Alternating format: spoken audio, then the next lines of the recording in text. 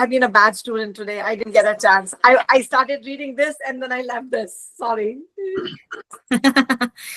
You're going ahead. So that's great. I think that's awesome. Welcome to Kosher Kitab. It's 11th July 2025. The Ishchiparan Vinkinas, Lalitaditya chapter of Whispers from the Past, Arts and Wisdom of Kashmir by Subhash Kakji. Hi everyone. मैं उस आपको एक question की आत्मज पारनीवीज तौर में फिक्री के Lalitaditya and before him the Turks, right? They won, matlab they conquered Afghanistan, but the US nor the Russia has ever been able to conquer it. So I'm wondering why. Even Maharaja Ranjit conquered it. Correct. Yes. So I mean, of course, Lalitaditya predates Ranjit Singh, right? Yeah. So But what I'm saying is that even, from time immemorial, we have been able to conquer Afghanistan. So certainly we have done something different than what US and Russia has ever done, because they have never gotten. Oh wait, Rajendra ji, you're saying something. Or maybe you are Afghanistan forgetting one basic fact. Afghanistan Musliman. Dimash Musliman. Dimash Sari Psychologically, it's very different. I'm saying a little bit with jovially, but psychologically, it's a very different mindset. True. मगर म्यून मतलब उसके नमस्कार सुभाष जी, मतलब उसके नमस्कार वनो Subhash ji as goodness. Unmute करो. Yeah, namaskar to everybody.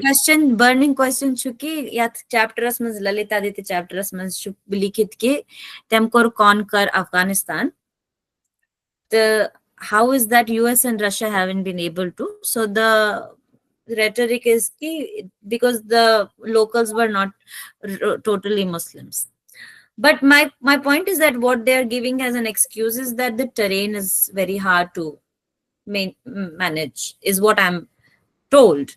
So yeah, that's the question that I had. The question of the terrain, but the terrain to Central Asia is even more difficult, right?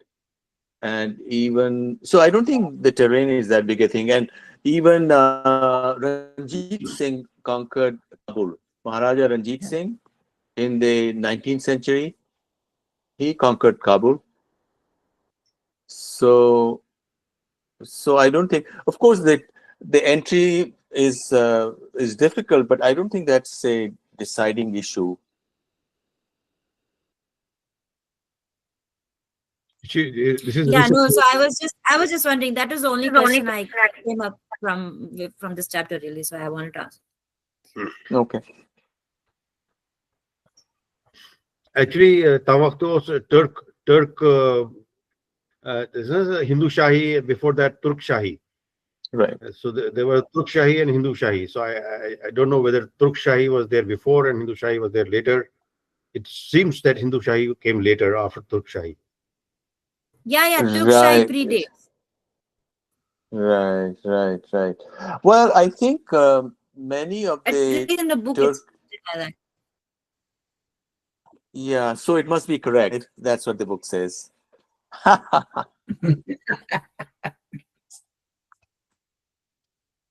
But it mentions very little about, this chapter mentions very little about the Arabs in Sindh and how Lalitaditya, my impression was that he was the bulwark against the Arabs and he did not let them come in and, formed alliances against them.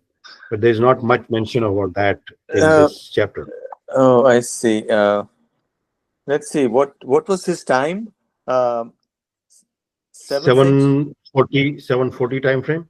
Yeah, but the Arabs came to Sindh much later, didn't they? No, I think they came earlier, 600 and something, right? Yeah, 7. So it's, yeah, I think there is something to that. They were trying to come to Sindh, and they were very complicated equations at that point in time. Yeah. So there were other forces. Yeah.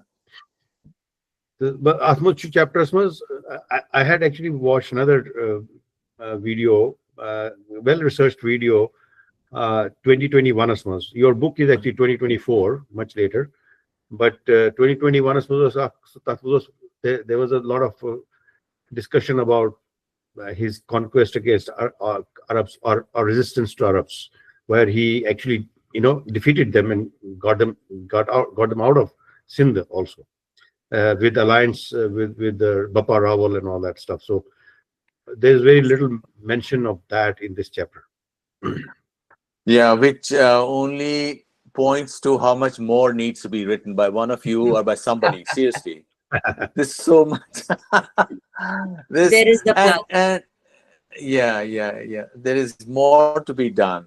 Of course, I think that period there is a lot of confusion, or not that much of clarity. Even the Arabs coming to Sindh and all that, and how that stopped the Arab advance to the west. Sorry, to the east. The east, to the That north. yeah, to the north and all that. Yeah. So with the result that from 7th century to 14th century, almost 700 years, they did not attack Kashmir. Well, North India fell much earlier. North India fell. Kashmir was isolated. Mhm. Kashmir was the last one to fall. But as is also written in that famous book on the Al-Hind by Al-Biruni. Al-Biruni does mention that Kashmir was totally stopped to all Muslims. They could not even enter. And the only foreigners who were entered into the valley, who were allowed into the valley, were the Jews. He mentions that. Oh. In fact, I've used that as a plug with Jewish groups in America. I've said that, look, and of course, there's some people say Kashmiris look like Jews and so on and so forth. So in any event, in some sort of light-hearted manner, I've made the plug that, look, Jews were allowed, and they were allowed according to Al-Biruni. They were the only people, outsiders, who were allowed. So Kashmir was able to protect itself because Kashmir has those difficult mountain passes, right? And so it was the last of the North Indian places to fall. And in fact, I've also made the case somewhere that Kashmir's twin, which is Khotan in Central Asia, that fell in 1006. So Kashmir lasted for another 330 years, roughly, after that, which is a very long time historically. And one factor could have been that Turks from Central Asia, some of them took refuge, and certainly from Swat and other places, they took refuge in Kashmir, and they became at some point, allied with the non-Kashmiri groups who wanted to bring down the government. Yeah. In fact, before Shamiri, Kashmir was attacked from the north, from the northern Turks, right? Of course. And I also mentioned very briefly in passing that Genghis Khan's son, the great conqueror, Genghis Khan, his son, two of his most influential ministers were Kashmiris. Oh. I think I mentioned that in the introduction. And one of them was the chief of all of Buddhism in the entire kingdom, or all the empire. And the other was Sen. I think one of them was called Otochi and so on. But there is no record of these two brothers in Kashmiri histories. And there's not much mention of Genghis Khan at all in Raj Tarangani or the later Raj Taranganis. So Kashmiris, I personally think, have played an influential role as ministers and so on in Central Asia and other kingdoms, just as they kept on doing so after 1947, right? Kashmiri families, at least one prominent family in Delhi, as you all know. Unfortunately. Well, yeah. One of the things is we have tended, or people always do. I shouldn't say we.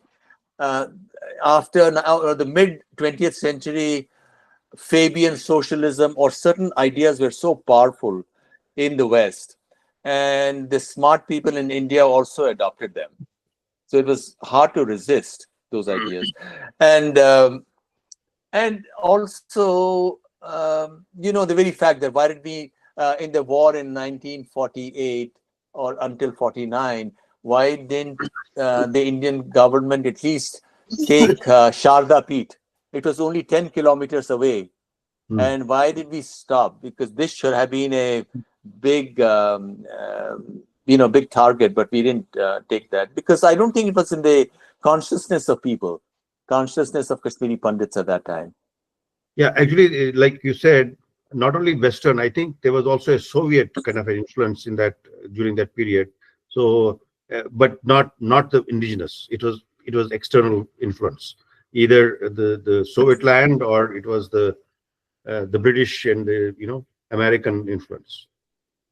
Well, and of course, the other case that's been made is that in 1947, India was handed to those westernized Indians who wanted to continue with the colonial ways of dealing with the world. And in fact, as we know, the chief of the army staff in India for another year or two was an Englishman. We didn't even ask for his change. So, and maybe, I can tell you this is a true story. I think it was 59. I used to, my family, we used to live in Anantnag at that time. And I remember I used to often take a bicycle to the college in Khanabal. So I remember I was walking because we were on this side of Khanabal, of Anantnag, towards Khanabal. It wasn't very far at all. So one day I was walking and I saw a car, an ambassador car, and there were just two people in it. And I thought this was Bakshi Ghulam Muhammad and Pandit Nehru. And there was just one car. There were no other cars at all. And later on, this is what we heard on the radio, that they were going to Pahalgam. There was only one car. The total number of cars, automobiles in J&K in 1959 was less than 850. And how do I know that? Because at that time, all the automobiles in J&K used to get the same plate in sequence, J&K1, J&K2, J&K3. And our neighbors, he was a Kashmiri Pandit Vakil in Anantnag, and his son didn't go to college, etc. This guy was a very influential Vakil. So he bought a truck for his son. And I still remember the nameplate of the truck. It was J&K 850. So the total number of automobiles in all of J&K was less than 850. So, India was extremely poor. They had no idea, and they didn't have,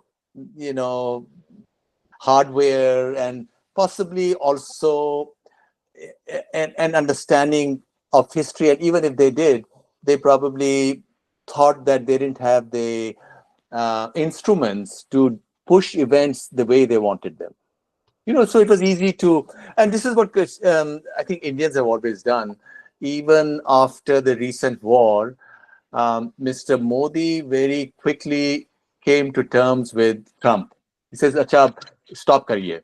That is the Indian way. Okay, let's make peace. You're not going to fight like Putin that go on until my Objectives are not met. goals are reached. So I think that's why certain things were done. And now, of course, we can't always project events back. And so certain decisions were taken because, after all, nothing in history is ever permanent. And as I was telling to a Canadian friend, Canada could actually become the 51st state, with the changing geopolitical equations. So anything can happen. And Pakistan could split up, and people could even do Ghar Wapsi in a big way. That's quite possible. And as we know that the world population collapsing with the extreme projection that in 250 years, the world population will be 100 of what it is now. Clearly, all bets are off. Anything could happen, geopolitically or We don't, what happens in Pakistan or elsewhere. I was talking to a very prominent guy this afternoon. We were just chatting about it. I said, before the coming of the Europeans, some people have estimated the population of US or America before 1500 was about 2 million.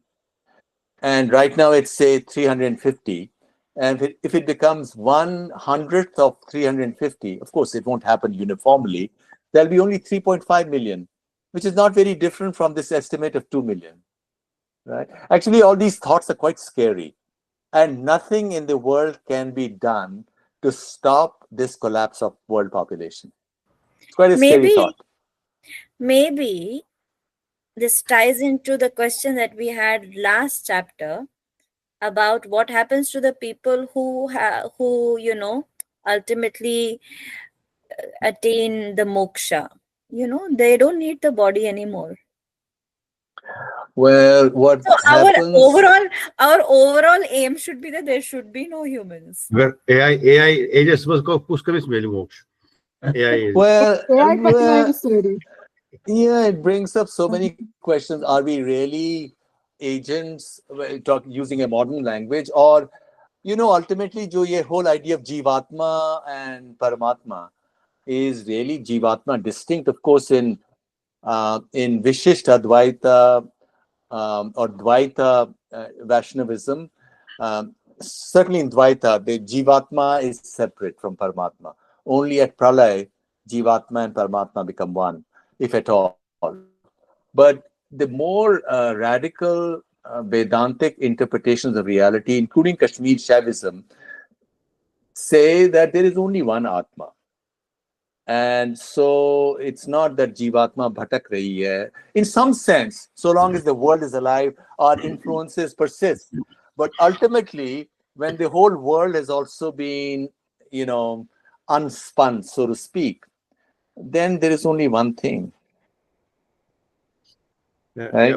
But this scenario that you're talking about, this basically synchronizes the AI needs under this AI vision that you don't need population. You need very little population. So then why are we scared of extinction? I don't understand. Why not? Why not? Because it's like the fear of death at the individual level. The fear of death at the collective level is even more scary. That's the idea of Bhairav. Shiva as Bhairav is the scary form. It is quite scary. Then what is the meaning of it all? If on an individual level, death is imminent, I think. Not imminent. It's not going to happen tomorrow. Not imminent. It's inevitable. Inevitable is the word. Yes, it's inevitable. So is collective, I guess. So it's okay. Well, it's easier said than not said. But there is another very interesting point, which is that the whole idea of reality varies from group to group. For example, I know otherwise smart Muslims, smart meaning they might know how to do math, etc., but they really live in the bubble of Islamic thought, which is that this is a kind of a vague thing. This is not the real life, and the real life will begin only after death. In fact, all the hurs, 72 hurs, right? 72 hurs, and also so some woman is asking, "Ki, acha, what happens to me?" Then the guy is like, "Oh, you'll be one of the hurs." I know, but people actually believe in that.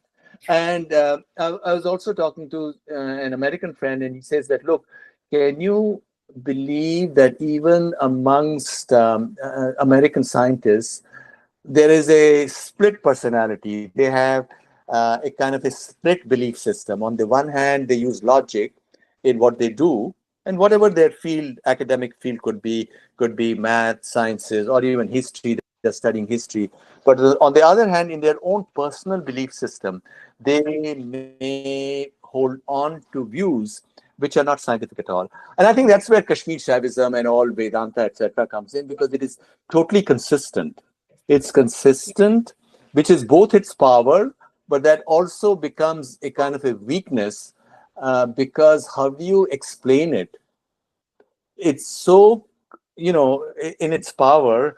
How do you explain it to somebody who's coming from outside, who says, well, this is too scary, so I'm going to go on and believe in what my Maulvi or my priest has told me.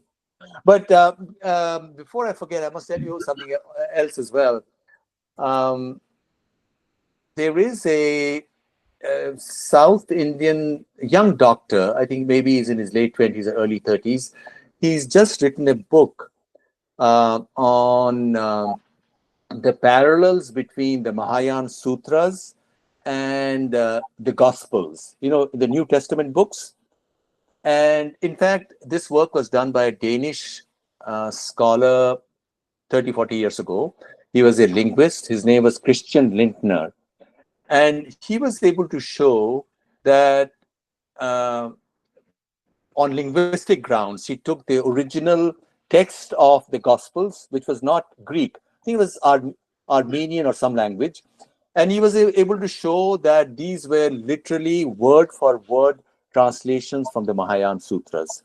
And the idea of Jesus was an invented one. And really, it's the Buddha story. And all the parables are already in the Sanskrit text. All the parables that you have in Christianity, they are already in the Sanskrit text. So, and that's a very interesting connection that tells, and a lot of the Mahayana Sutras because Mahayana was created by Kanishka in that famous Buddhist council at that time. And a lot of those stuff was written in Kashmir again. Kashmiris were very big on Buddhism. There was the Shaivite current, but also the Buddhist current, but not just the Kashmiris, all over India, but certainly Kashmir was a big center. So that's one, yeah.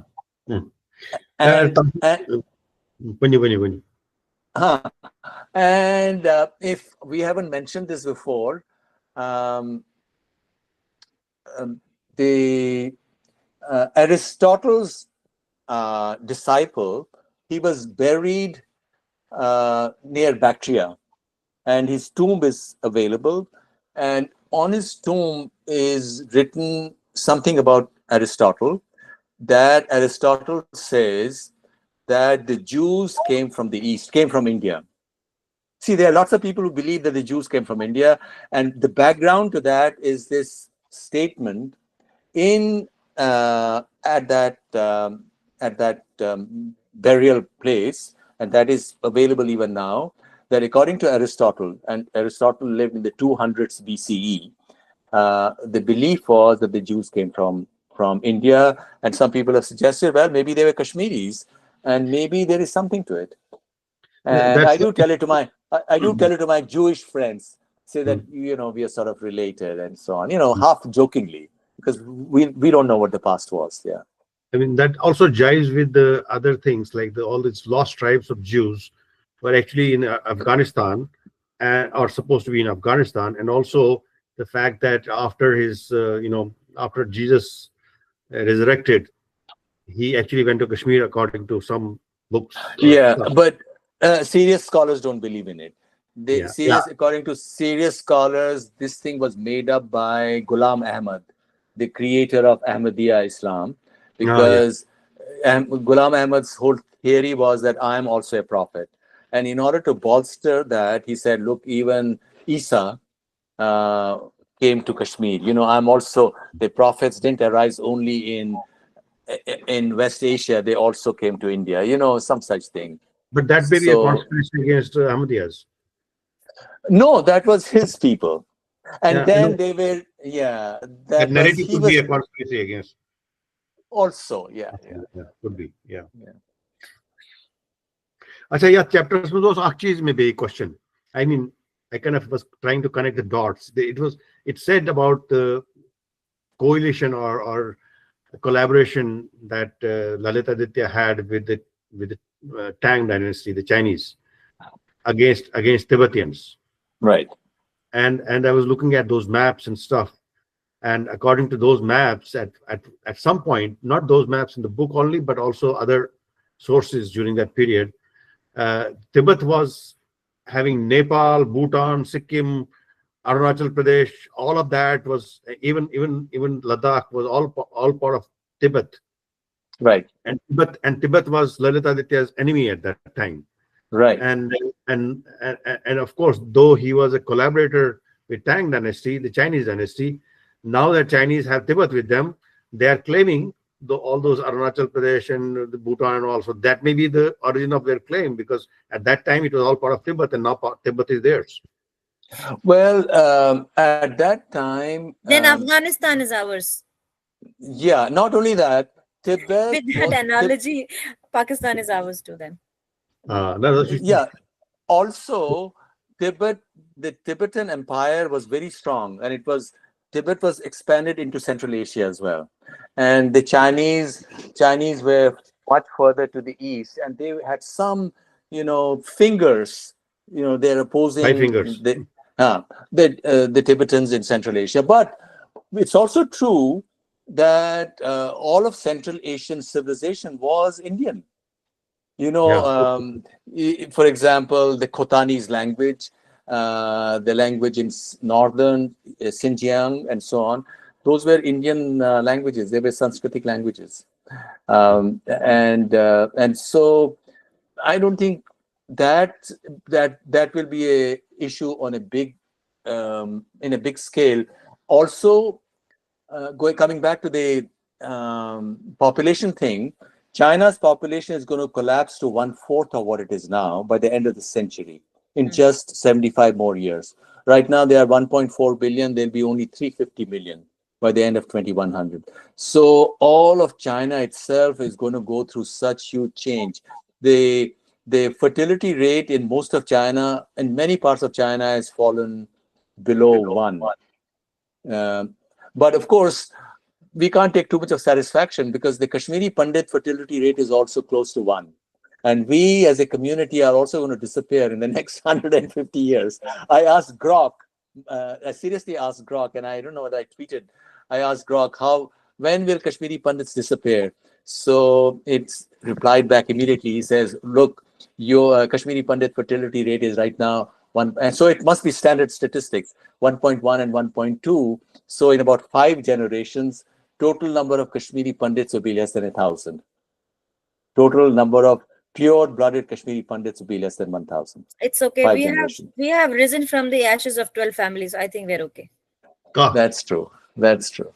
They'll make the whole world a Kashmir, right? A kind of Kashmir, Listen, right? Not necessarily. We are going to create a virtual Kashmir. Try making us extinct. Right. I'm on a mission here suddenly. Somebody sent a message. Who sent a message? Oh, there's a reaction. Anyway, so I was wondering, now that we were talking about Afghanistan, that how, where currently is Afghanistan with respect to, there is Taliban. They don't want to educate the girls. They are really going back to the medieval times. So what is now the India's role here, for Afghanistan right now? We are letting them be, I guess. We are friends with the Taliban. India government and the Taliban government right now are friends, because this is a theory: the enemy of your enemy is your friend. Is your friend, yes. Because the Afghans hate the Pakistanis. Correct. And they want Khyber, the Pathan parts of Pakistan back. And I think generally Afghans have been quite friendly. Accepting their rule of Kashmir was some of the most horrendous imaginable ever in human history, the way they treated Kashmir. But but also that during 1990, who came in were the Afghans. They were the Pathans, yeah, many of them. In 1947, you mean? The 1947, the Kabalis, whatever it's called. Well, even terrorists, lots of them in 1990, lots of them were Taliban coming from Afghanistan. True. Because that is the Islamic thing.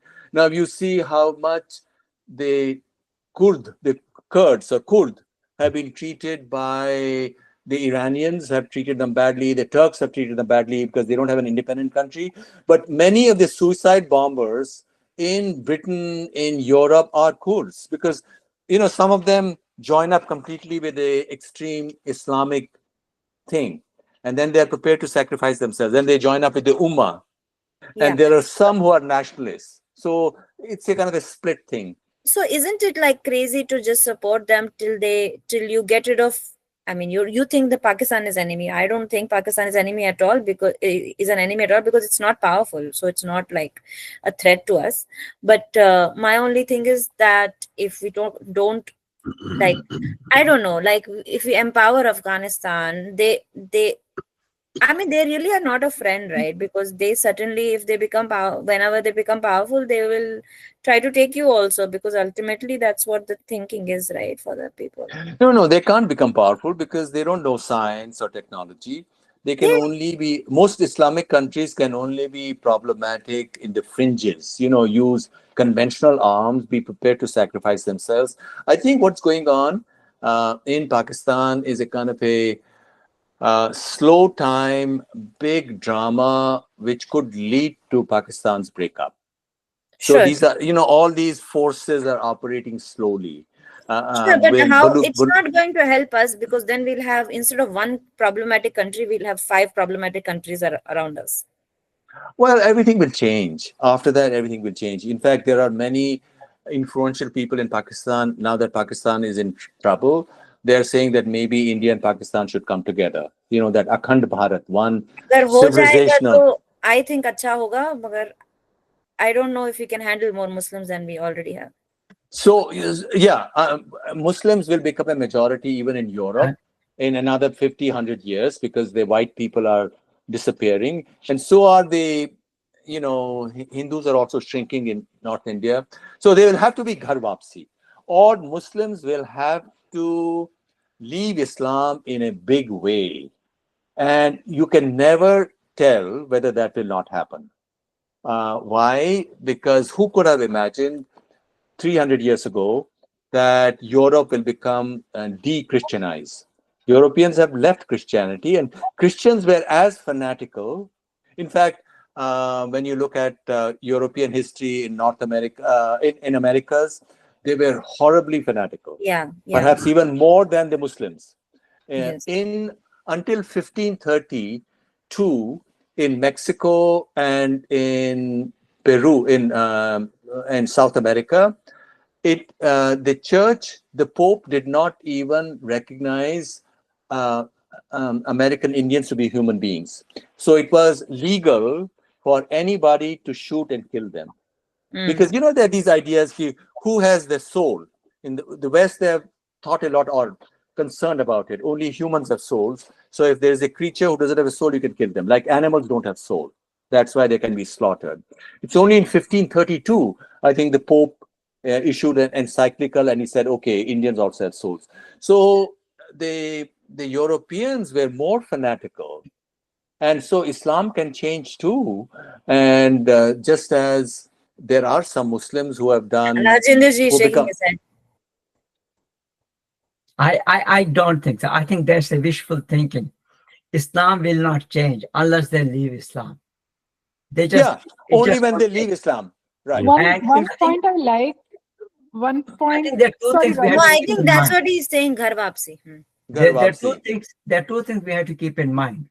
One thing is what Guru Gobind Singh Ji told us several hundred years back, that agar Musalman akh temsiz nur tulil travin tilas maz tamaz kadil patravin til sesame seed tinas maz yitam til lagana temes nairper yit agar margin kasam havi toy the kasne temes pass karin, which is true. You will find it true at every level of dealing with them. So that's one thing. So they will not change.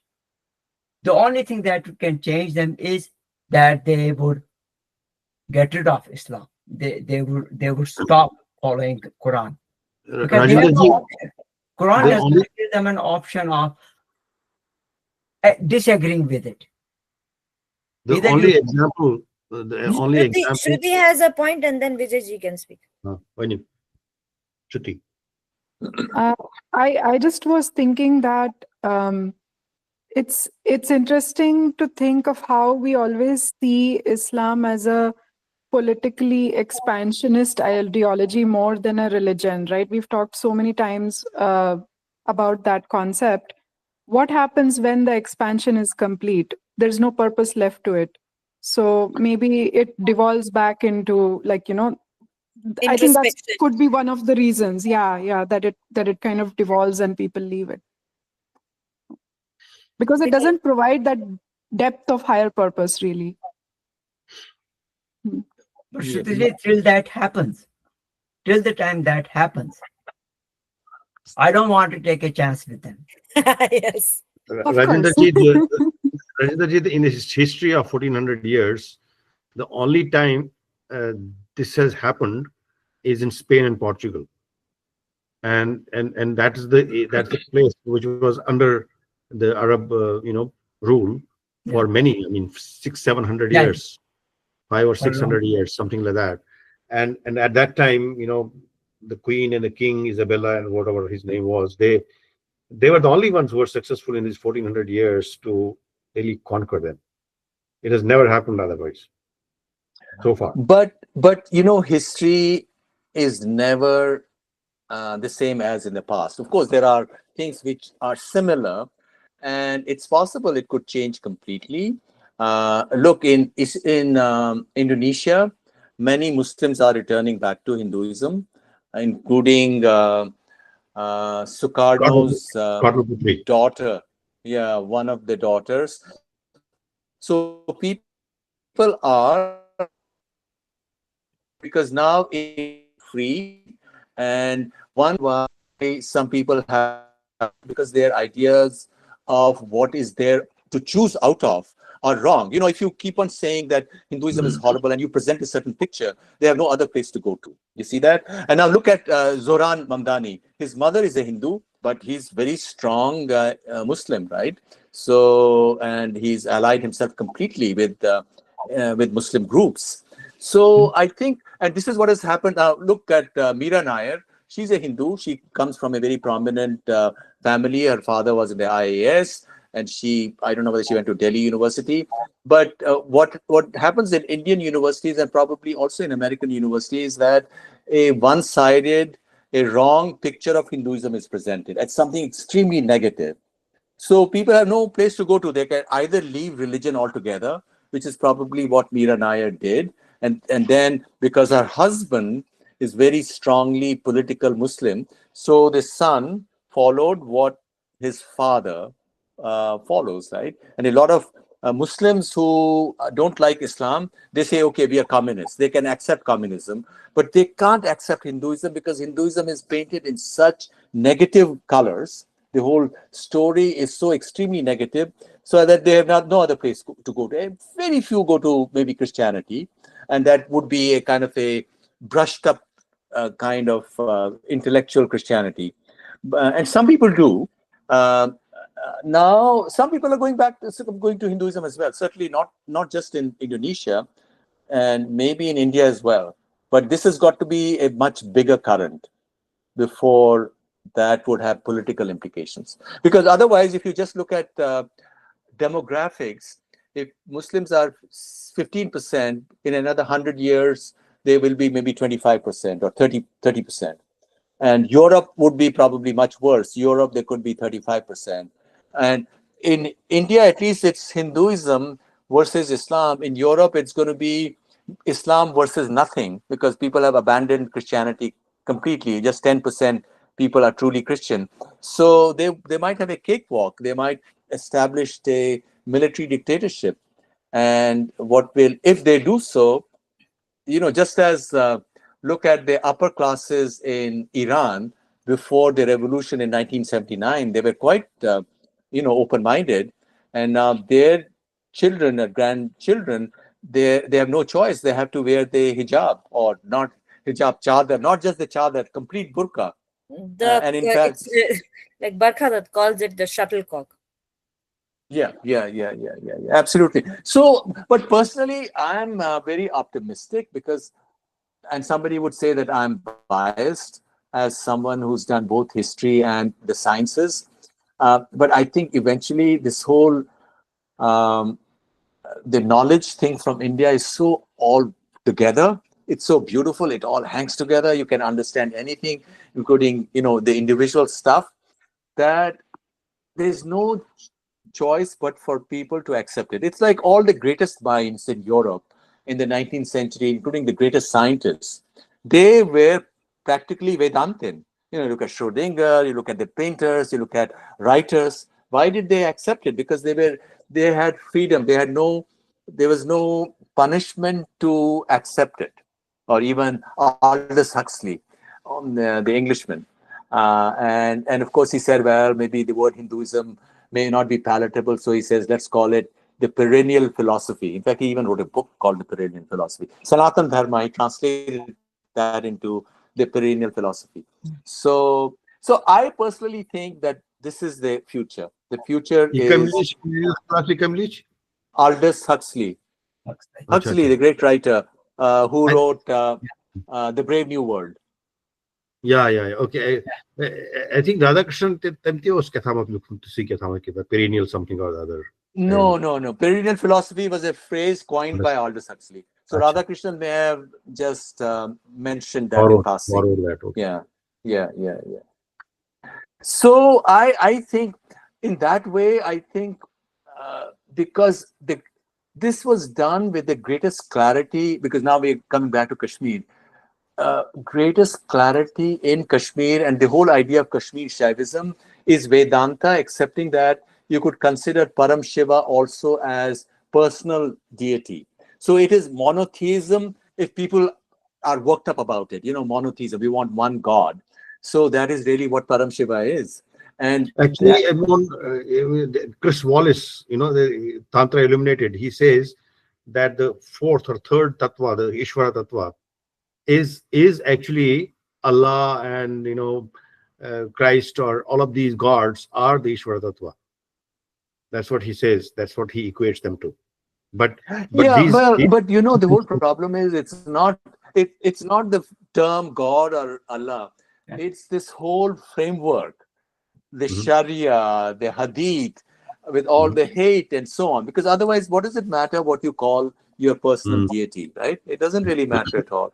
And until such time that would happen, that it's a problem only for that reason. Because there are also the case that's been made that Allah was really Ilah. Ilah is a deity because Hinduism was spread all the way to Arabia, which is true. In the second millennium BCE, before the rise of Judaic religion, the Vedic people were already present in West Asia. And they knew of the Vedic gods and so on. And the famous Spanish historian, I forget his name, in 1062, he wrote a book on beliefs of various people in the world, where he mentions that, he talked about the Indians and the Chinese and the Romans and the Persians. And he says that the Arabs' original religion is the same as that of the Indians. He mentions that. The Kaaba rock apparently has some connection to original. Yeah, some people say that that's maybe a Shivling. But of course, that's at a popular level. There's no scientific proof of that. But this historian, I forget his name. I have quoted him many times. I have his book too. So he says that, look, the belief of the Arabs is the same as that of the Indians. And it's also true. Once I was in Boston at a temple, one of the Hindu temples, and the Pandit there, we were having a chat, and he says, I spent a few years in UAE or in the Gulf. And so I asked him, what were you doing? He says, all these sheikhs privately get these havans done all the time. So I was hosted by the sheikhs of UAE. And so privately, people, those guys are actually much more open-minded. I would say people in the Arab countries are much more open-minded than the Pakistanis. I think the most constricted belief system people are from Bangladesh and Pakistan. and India. Afghanistan And and India. India. And of course, India is horrible. Last month, who was Ananda, there? Ananda Ranganathan, whom I like very much, and he has a big presence on Twitter. Today, he had something on the Islamic Republic of India, that they have banned that movie, Udaipur Files, just because somebody is going to get offended. Some Muslim is going to get offended, even though it's about how people were beheaded, in Udaipur. So it's a complicated equation, but, with a broad brush of history, I see everything pointing to uh, the belief, the popular belief that after Kali Yuga comes Sati Yuga once again. If really the population collapses, people go back to, what really meaning is. Because if robots do everything, robots do all decision making also, right? But population, you don't need 8 billion people. You don't, and population will collapse by itself, no matter what. It's collapsing even in Muslim countries like Iran or Turkey, and so and even in Kashmir, that Kashmiri Muslims, the fertility rate is below replacement rate. It's only 1.4, even Kashmiri Muslims. So I Less think than Kashmiri Pandits. no, Kashmiri Pandits are even lower, 1.1. They are 1 one. by 1. Kashmiri Muslims are 1.4. 2 is the And replacement rate, or 2.1 is the replacement rate. 2.1 is the replacement. Yeah. So history, well, this is where it's going, and Kashmir Where- Shaivism is wonderful. But one thing about Kashmir Shaivism, because the book has a lot of stuff in Kashmir Shaivism, that ultimately, when it comes to the individual, they're not interested in texts. It's like nobody reads Einstein directly. You want to be a part of that flow of those ideas. So you want to practice Kashmir Shaivism, but you don't necessarily want to read the texts. And I think that is where if it's just complicated ritual, some people say, well, it's not for our times. It's too complex. And what is it, the meaning of it? And why do we have to do Kalash this way or that way? So those things will change. Some of those things will change, how we practice it. But in its heart, it's the most extraordinary thing. I think there's nothing like it. What our Purvajas did was incredible. Yeah, actually, our language embeds much of that, that wisdom, because the way we were taught, the thought process kind of evolved, how the object and subject kind of are related, and how the relationship between object and subject is the same supreme consciousness and all that stuff. So the way the language is structured between the object and subject, and what comes first, and what the order of words is, and all that stuff. I was reading about some Hopi language and some Australian language, and it is basically saying that the way we perceive the world is actually embedded in the language that our ancestors have handed out down to us. So it is interesting, from that point of view also, that this philosophy, Kashmir Shaivism philosophy, has also been embedded into our language, and what we practice unknowingly is actually having some of those elements in it, even Yeah, today. absolutely. Yeah, I mean, I think Absolutely. it's true that the language carries the values of the people, right? Avanti has her hand up and she's muted. Okay, go for it. Namaskar. Coming back to the book, actually, these conversations in the morning, one leads to the other, and everything is so intriguing and so, mesmerizing that you keep just writing notes and listening. So, Vasni, I was quite, intrigued by this land of gold, the land kingdom, which was ruled by women. So, and it seems Lalitaditya had conquered that land in the book. Right. So, Raj. so where exactly was this? Was this like Kashmir, or because I always No, thought, north, between Skardu and Gilgit. I think historians have sort of pointed to that region, that valley. There are, if you Google it, there are many historical papers, recent ones, where scholars have try to, reason and analyze and try to estimate as to where that might have been. Not Kashmir Valley by itself, north, somewhere Okay. north between Gilgit and the valley. There are Between many the- other smaller valleys. There are smaller valleys. So it was one of those. Okay. so- Okay. Because Sri Raj, it's called. Sriraj. yeah. Actually, in that same breath, the chapter also talks about Krishna Ganga Valley in the same area, actually Krishna Ganga Valley, which is where Sharda is. Which is where Sharda is in the Kishan Ganga Valley. And the Pakistanis are so fanatical. They didn't want to use the word Kishan, Krishna, To Kishan. Neelam. So they said, let's call it Neelam. This is absolutely crazy and crazy and crazy. And also, Peshawar, that Kashmir Shmast, that cave, I think that was discovered only 20 years ago. And that could be a big thing because the belief is that there was a secret passage. And I mentioned that briefly in the introductory chapter. Some of you might want to do research on it. I'll be more than happy. There's so much of stuff. And doing history is nothing, it's just storytelling. If I can do it, anybody can do it. I tell you that. So some of you might want to write something popular, Kashmir Shmas, these two brothers are in the Chengiz, in the Mongol Empire, the Kashmiri guys. And also, I think at the Dalai Lama birthday celebrations yesterday or the day before, people are making the point that the mature Tibetan civilization was created to a great extent by Kashmiris. After 1300, or even before that, the Ladakhi script that was made inspired by Sharda. And I probably mentioned it, I don't remember. And then, the whole temples, after the Kashmiri scholars and Pandits left, they went, the mountain regions, they went to Himachal and they went to Nepal. They also went to Tibet. So there's a lot of influence of, and of course the Tantra, Tibetan Buddhism is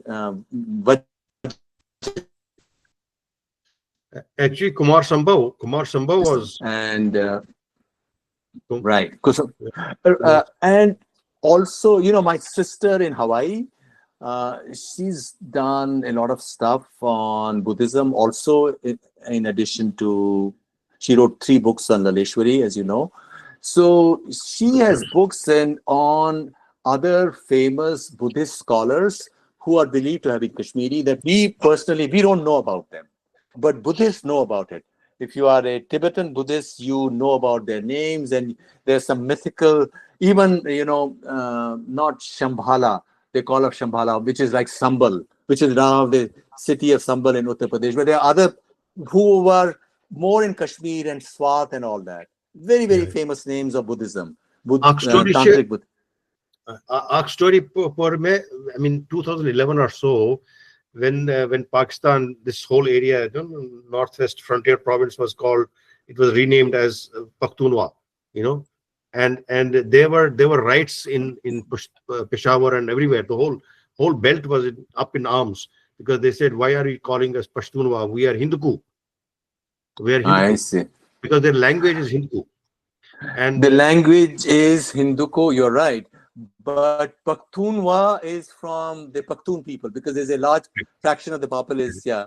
Finally, they accepted Khyber Pakhtunkhwa. Yeah. But Hindukus were protesting, and there was a scholar, Hinduku scholar, who came on the Peshawar University campus, and he took out these books from his bag and said, "Look at this. This is Hinduku," and it was all Sharda almost, and apparently. Script. Yeah, and when I was kind of researching a little bit more about it, I found that area, Udayan area, where Mangala Dam has been built, and the Mangala Dam now submerges that whole area, including Udayan and all. That whole area was the capital of Krama school of Kashmir Shaivism, and it evolved from there, and now that whole area, it has been, except for that lake, that dam that has been built, that whole area is still Hindu. They speak that language, and so they were protesting against that whole thing. My impression was that Udayan was more near Swat. It's more Yeah, north yeah, because where the dam is, Mangla Dam, that is near Jammu, and that is hot country. That's hot country. yeah, While it is north Swat of is that. a, yeah, Swat. it's north. It was much Mhm. more north. Yeah. Tachinamana Mangla Dam because of Mangla Devi. Oh, acha, It acha. is Mangla Dam because it's Mangla Devi. And there was a Krama school of there was some Shamshan there or something, and that's where the Krama school Okay. came up. But Odian was like north of that. It was same belt. North. Yeah, much north. Yes. Anyway. So, sorry, sticking to this woman ruled land. So generally, I was keen to know, do you think that women in Kashmir or before the invasions and everything were largely more stronger and powerful compared to women in the rest of India or north of India? I mean, were they From more from my from current political and from my personal knowledge of Kashmiri society as a Kashmiri, having grown up, I think Kashmiri women are very strong. Very Kashmiri women rule. Isn't that true? Wouldn't all of you agree? Kashmiri women rule. Seriously, I'm not joking. It's I'm because of talking it Kashmiri women that our culture has survived. absolutely. Kashmiri women. Of course, there were certain families where things may have not been that, but normally, I think Kashmiri women are like Jewish women. Jewish women are also very strong. You know, Jewish, and it's very well known about Jewish women. They हम ना actually बाट लगा देते हैं लोगों की, ऐसा हो जाता है. क्या क्या करते हैं? क्या लगा देते हैं? What? What लगाते हैं? मर्दों की. What? नहीं, मर्दों की नहीं, लोगों But की. I think we have to remember one thing. I know we try to distinguish between Kashmiri women and Kashmiri men and Kashmiri people versus the rest of the Indian people. The Hindu culture overall, all over India, provided the same milieu, same environment. This is So true. women were just as strong in Kashmir as they were in the rest of In the India rest, absolutely. up until the invasions, Correct. up until the Muslim rules started. And this has stayed true Yeah. even in South India. Right. They don't have to Right. do. There is an innate like a set of respect that the women get in South India because it's not adultery, and they don't have to. किसी की बात लगाने की जरूरत ही नहीं है क्योंकि वो respect खुद ही आ जाता है वहाँ पे, तो बात खत्म. So we have always Absolutely. to keep in mind that the Hindu thought is very critical in all this thinking. Why there is something happening in So- Kashmir. It's same thing happening in rest of India also. But I don't think see Kashmir any was difference Shakta, there. right? Kashmir was a Shakta kind of a stronghold. No, those are Vijayji, with due apologies.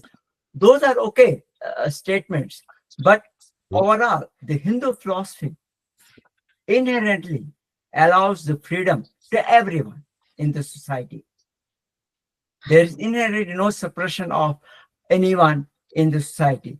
Of course, the Muslim invasion on India and including Kashmir, that changed the scenario completely, because not trying to protect women would be a disaster otherwise.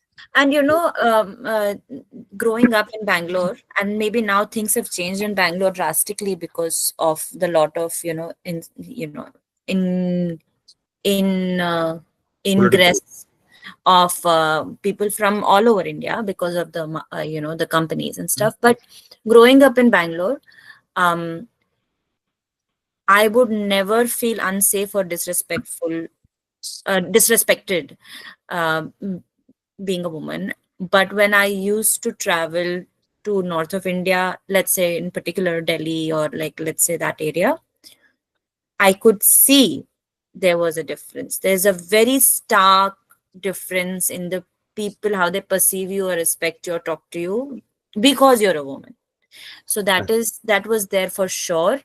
And but of course now things are changing, but maybe I would say predominantly I would say, I mean, Avanti, and you're in Bangalore right now, but I don't know if you see it now, but I could see it at that time. And I'm sure a lot of places, even in North India, I think even in West, Rajasthan, women are treated, I mean, they are really respected. So are traditional UP families. I mean, the ones that are not adulterated by the invasion are really, I mean, the women have the hold of it, the household, Yeah. really, I or don't the agree with that. society. So, my Look, question arises from the fact that, the book Manusmriti didn't have too much of an influence on Kashmir. I don't know. That's how I'm understanding. No. Is that true? Yeah, It did not. that is So, that is true. but for the rest of India, like we talk about UP or Rajasthan, I'm not talking about South because South was always, you know, untouched. So it has a different. There's no comparison between the two places. But coming from North and been in Delhi NCR for 35 years now, so I see that women. Men in the household in general have a different perspective for women coming from North MP or Rajasthan, whereas for Kashmir, because Manusmriti has a different thing to say about women in general, whereas in Kashmir that has not been the driving force. Am I right when I say this? Is No, this not how at it all. is? Not at all. That's not true. Manusmriti does not give that kind of a lesson. I Okay, think okay. whatever you talk about Manusmriti in this respect is all something interpretation by the West and interpretation by the foreign rulers. If you read And, Manusmriti, and also, I don't think people actually used to consult yeah, these dharma shastras. Who had these books? Nobody had books. It was just the popular system, God belief say. system within each family or a group or a certain subgroup of people. And but you're right. Manusmriti was not even in most of North India. I think it was only certain parts of East India. I think in Kashmir, I think it was Yagyavalkya Samhita, which is quite different. And and I think what people have really been inspired by are old stories, like Itihas, Purans, Mahabharat, Ramayana, and there is this, of course, Sita ka character.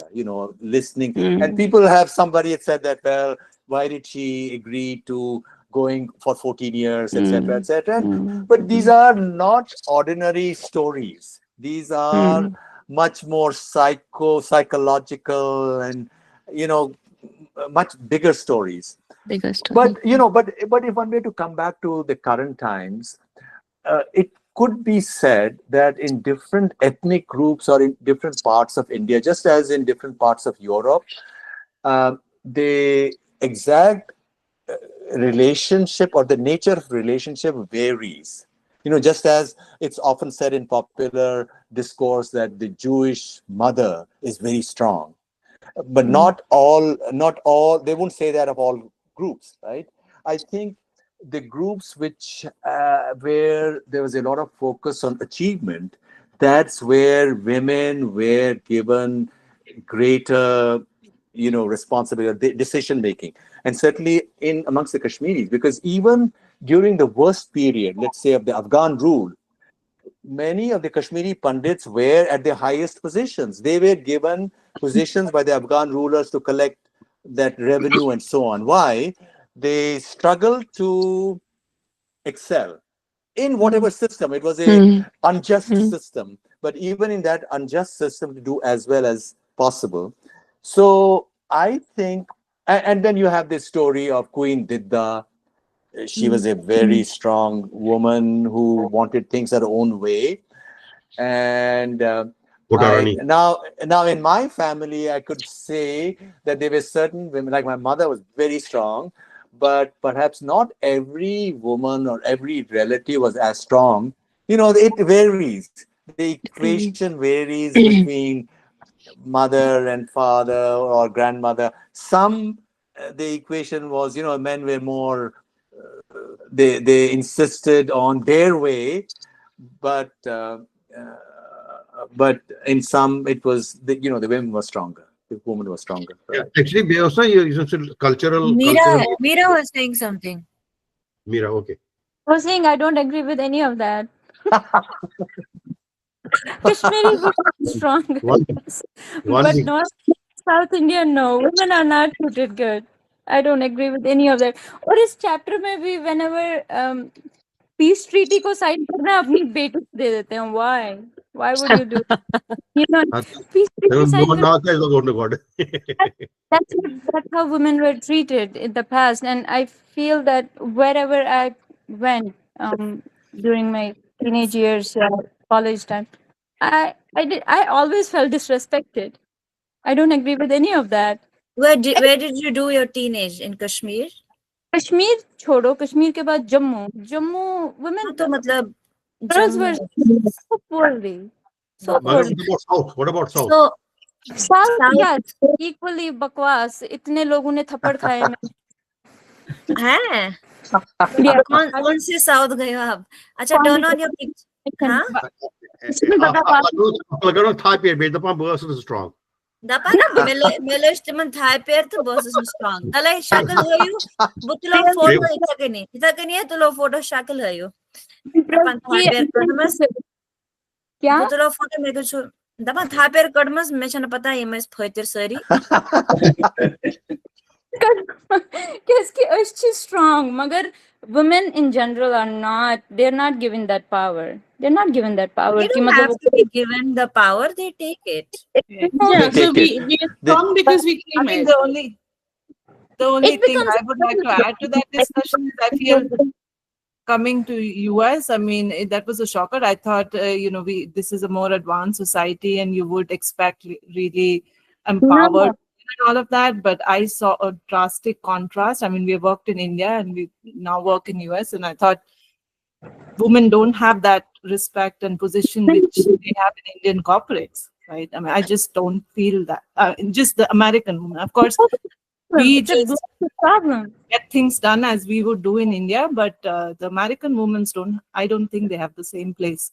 Even though they do really well in like Olympics and sports and all of that, that's like a long heritage of whatever, they didn't have to go through like, a long time colonization and all of that. So they have sophisticated setups, but in terms of just their treatment, I don't know. I thought they're far behind. They're really seen as the only parent who has to, for instance, take care of kids. Like they're supposed to do that. They are supposed to do certain things. Whereas in India, I don't think they're looking at it that way anymore. Or In the historical perspective, all of these are very recent trends. Mm. And if you look at longer history, these are like little blips, longer history. Because in last 200-300 years, colonization on one side and this Islamic thing on the other side, they have molded the societies. And we have forgotten what happened before that. कैसे treat करते हैं Muslims अपनी औरतों को, like बुर्का ऊपर से नीचे तक पहनाते हैं. I mean, that's these are all last 300 years, 400 years, it has become more. But earlier, I think, at least in India, before they came in, it was not like that, I think. But I was impressed कि जो if I understood it correctly, Lalitaditya की जो mother थी, that was second marriage. Yeah, that is quite surprising. Absolutely. बहुत impress हुई उससे. पर बेचारे वो चाइना की लड़की को तिब्बत में डाल दिया. क्यों डाल दिया यार? But he agreed. He agreed But to these help. were also, these are alliances. At that time, everybody's marriage used to be an arranged marriage. Political Okay, so marriage. you want to, this is a political thing. Yeah. नहीं, वो बेचारा लड़का भी बोलता है यार मुझे किसको फंसा दिया, मेरे तो उसके साथ प्यार था दूसरी लड़की के साथ, मुझे इधर फंसा दिया अलायंस में. तो मैं सोचती किसकी बात कर रही हैं? I mean, the one I'm saying that when there is alliance, marriages for alliance, political Right. alliance, the guy is as much as like he cannot fall in love with anybody else, right? Absolutely. But, And I mean, of look course he at can have 15 wives, so yeah, that's different. Look at the current story, which has gripped everybody's attention in India, Sonam Raghuvanshi, right? Now look what she did. Look what she did. Now that was an arranged marriage too. Wait, my Paco is when Mato is khabar ko diya. Yeah. So out of the scope of this discussion, one negative comment about the woman, and we want to change the topic. But Avantiji, No, no, before I was we move sorry. on, I was only curious to know about the ancient, of course, the modern and the medieval part, is available. But for the ancient part of women in Kashmir, really, I was keen to know how are they, how are they perceived? What does history say about them? What do the books say about them? So that was my primary question. But yes, of course, women and safety and women and development is always a very topical thing, and everybody jumps into sharing their experiences. But coming back to the book again, a very quick observation. I mean, a quick thing I wanted to ask is so in the book, you also said that Tibet was far more advanced and modern than the Chinese.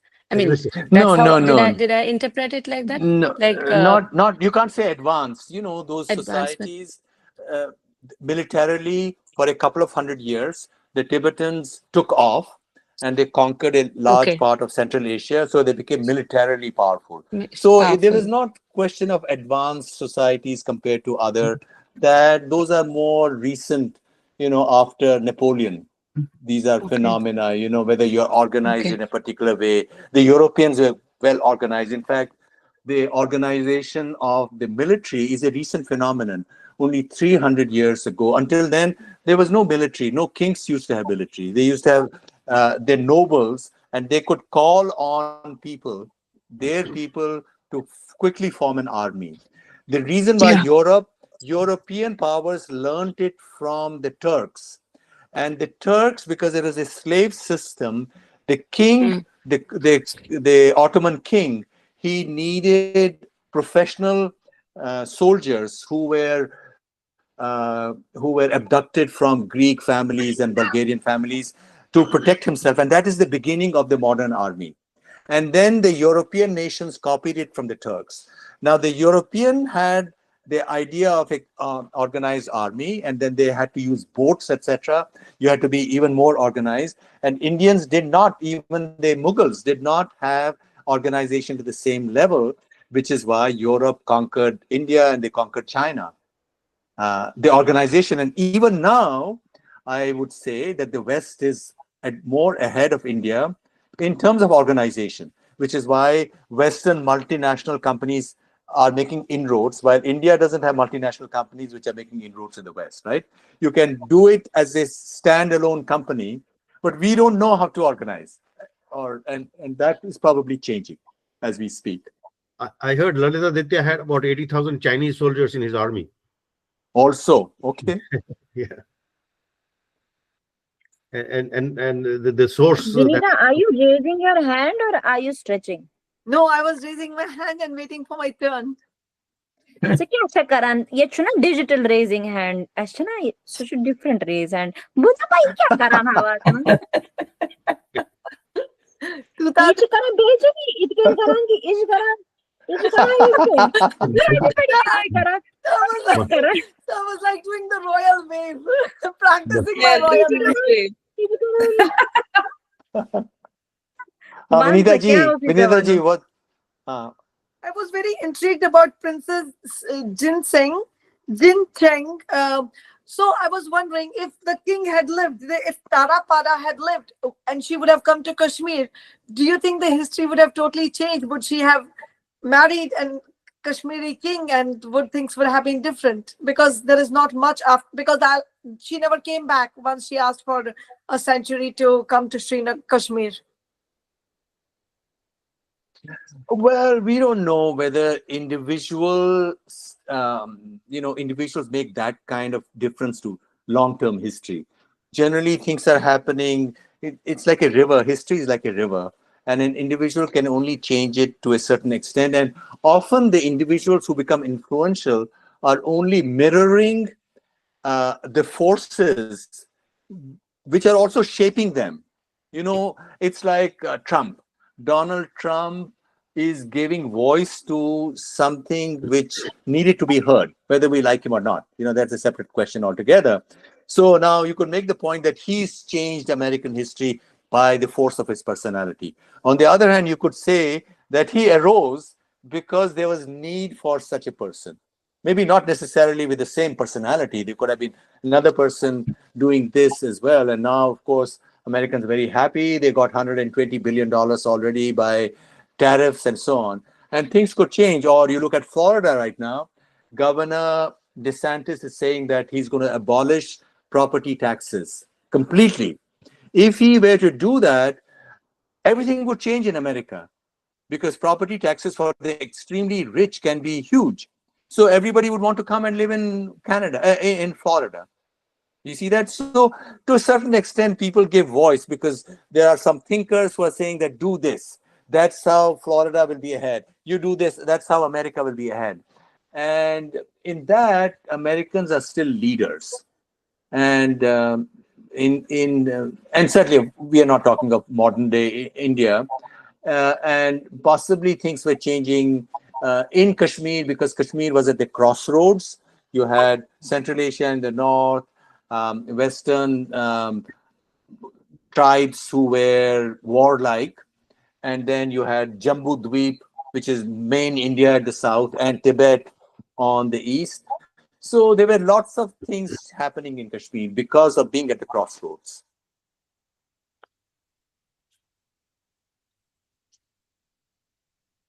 Thank you. Yeah, that's never thought of it that way. It's interesting. Yes.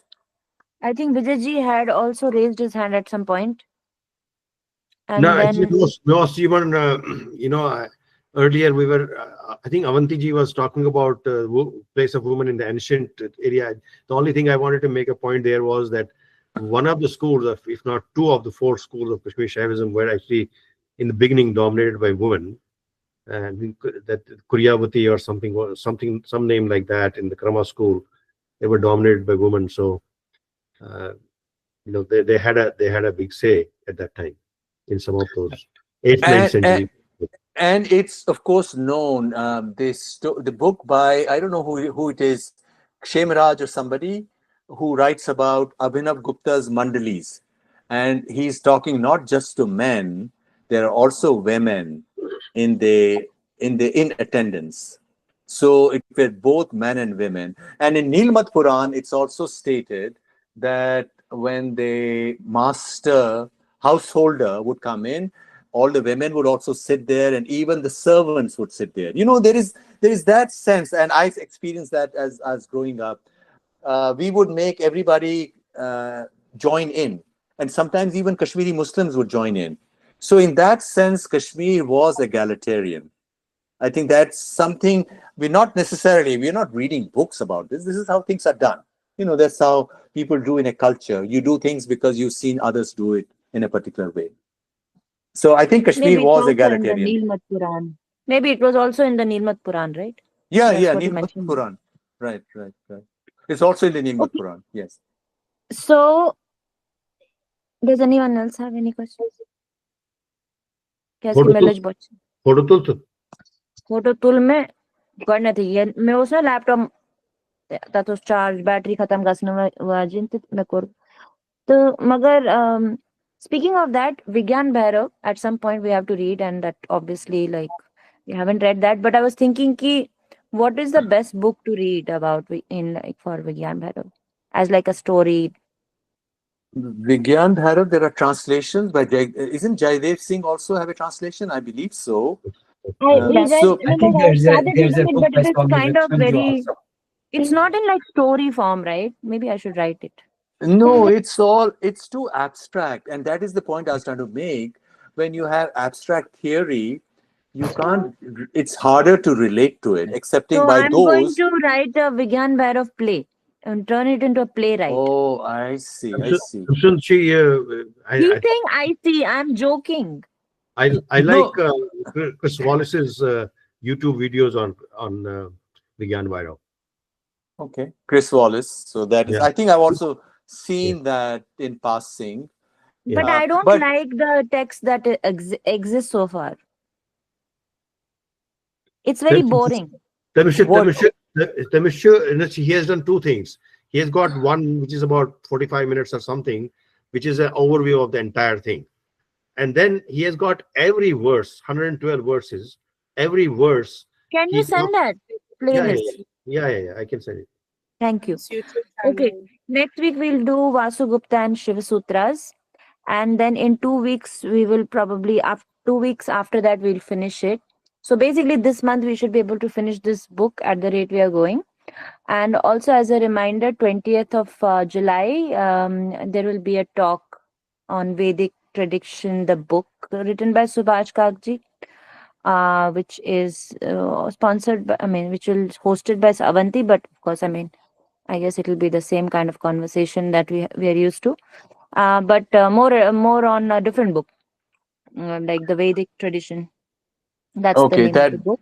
okay, the Vedic tradition, yes. And also, just today, I did the proofs of a paper titled Time, Consciousness, and Lifespan. And I'll send the proofs to Amrita. And if you think you would want to share it with everybody, please do so because it's You can interesting. you can You- you can send it to the group, right? Kaushal@googlegroups.com. It will go to everybody. Okay, so I can attach it, a PDF file. Okay, Mhm. and it's interesting because using science, the most recent scientific arguments, I come up with a case for how one's life span can be increased.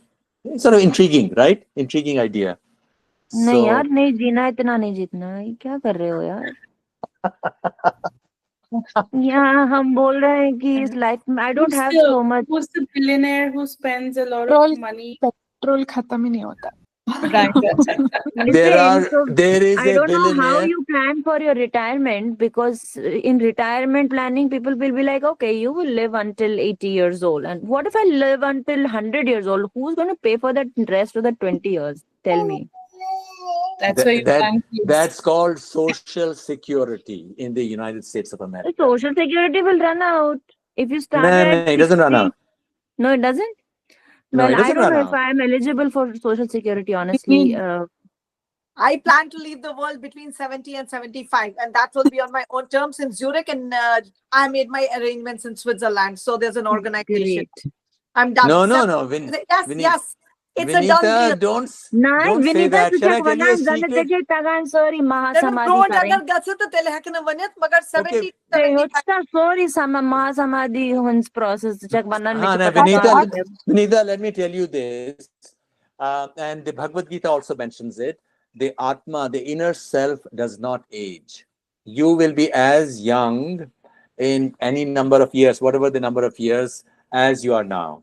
That's fine. I believe in that. But still, I plan to leave between 70 and 75. And my daughter knows it too. It's not even a.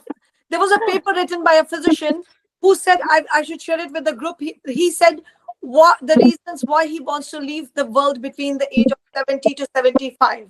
And the Ani magar logic is want very samati pakan, want chite want sitan machu kinga than. Agar want sit gayo tel bana padi. but there is genuinely there's an organization in Zurich, and they take care of you. I will go first class.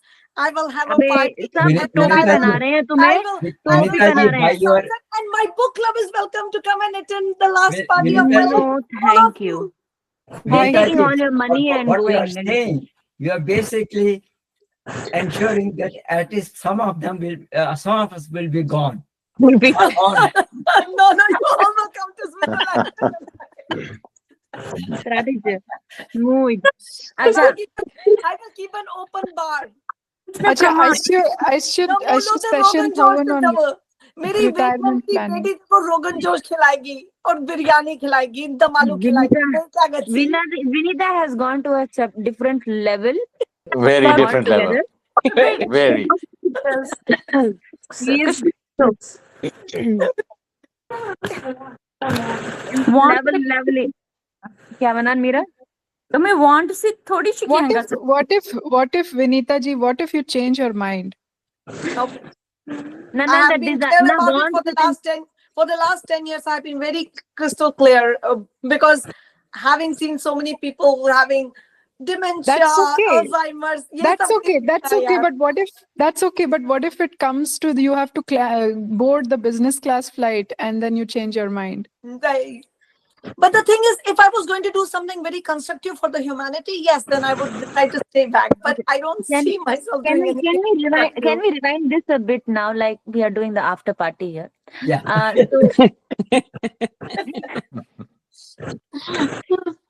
So it's totally optional to listen to this because it's going to be only. Doubt कि मतलब मैं तो नहीं फिक्र भी नहीं था कुछ हुआ ना मैं कुछ हुआ सो वैसे ही पार्टी अरेंज कर लो ना Vinita ji, will come, don't worry, if you just want us to be there, will be there. Okay, so yeah, so can you please explain the model to me and Meera again? There's an organization in Switzerland, in Zurich, and what they do is, if you want to go, they put you up in a very nice hotel. You go, you stay, you enjoy your trip, whatever, and then you decide. They will give you a nice little cocktail, and you happily party and go into the sunset. And if your family members are not willing to take your ashes wherever you want them to be sent, for additional amount of money, they will take my ashes to Varanasi too, and make sure that they get. If This Arun, is crazy. yeah, if Arun and Ariana refuse to go to Are they Varanasi, going to make you sign on all your money in their No. name? no. Okay, I mean, if that's अभी तो what मैं member बनी हूँ. if that's what you want and you have not learned anything from Lalwak I that think- you have learned. I think with the discussion going in this direction, I'm going to call it quits today. Okay. Namaskar. All right, good night. Okay, Vinita, namaskar. I think Bye bye. I think Namaskar. Namaskar. I think you can I think you can just come to my house. I will give you the drink and you will still walk into the sunset, but you'll come back. Ah, nice, nice. You'll Well, just I'm be a- a little drunk. Well, if I'm a Hindu, my soul will never die. I'll be मंडरा रही होंगी मैं कहीं यहीं पर कहीं. नहीं यार यहाँ पे ऐसा है कि चिल I will मारो come to haunt you. और अगर तुम लोगों ने रोया नहीं, मैं ऊपर से बैनर भी लगवाऊंगी. Cry harder, I am watching. Ariana वो भी करेगी. Cry harder, I am watching. When he's Listen, about I'm going to make sure this Switzerland company doesn't survive. Okay, guys. What if in the next right. one you can't afford the first class and all of what you are able to अरे afford? यार, You I must- mean, I'm sure अगर जाना है तो style में ही जाओ ना यार. स्टाइल में तू मेरे घर आ जा मैं आपको स्टाइल में जाके फिर वापस भी ले आऊंगी डोंट वरी मेरे को सिर्फ इतना टेंशन था कि अगर if we live longer like we have to plan money wise right so I think we'll have a community fund for Kashir Kitab. We'll support each other. I mean, it turns out to be that we'll have a sisterhood and maybe like some brotherhood. And So- Subhaji's loyalties from his books. with a sprinkle of Subhaji's brotherhood. loyalties. Sprinkle of brotherhood. We'll have an open bar and we will drink into the sunset and wake up in the morning just fine and start cooking Rogan Josh the next morning. Okay, But sounds good. I like. I'll find that paper and send it to you guys. No About need. There is no need for. Please Thanks. stop It's an it. interesting, guys. It's an interesting read. Seriously. No, it's not. Please, sorry. Why you might decide to join me? A long time. Oh my God, Shruti, तूने कब लिया doggy? Cutie. मेरा नहीं है, मेरा नहीं है, मेरी फ्रेंड का है. Oh my God, what's the name, yaar? So cute. शीन नाम है, शीन गोबर. Gobber, सुनने की gobber. Gabur. क्या चाहिए तुम्हें? ये जो कौशल तवा चीता सुंदर.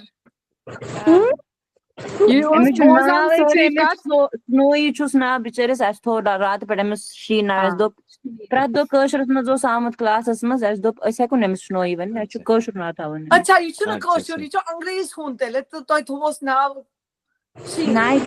Hun chu kashuri magar emis chu अंग्रेज ना. पीछे नमस्कार करान mail number. Good rai so okay bye. Acha, okay. All right. Okay. यार श्रुति नमस्कार करवा ले यार इससे. हाँ. Okay. Which Snowy. So we're waiting for the namaskar. Yes. नमस्कार मारा. Namaskar. So cute, man. Ah, Such a cute dog, yaar. Okay, thank you for showing okay, it. okay. Good night. Of course. Take Good care. night. Good Good night. night.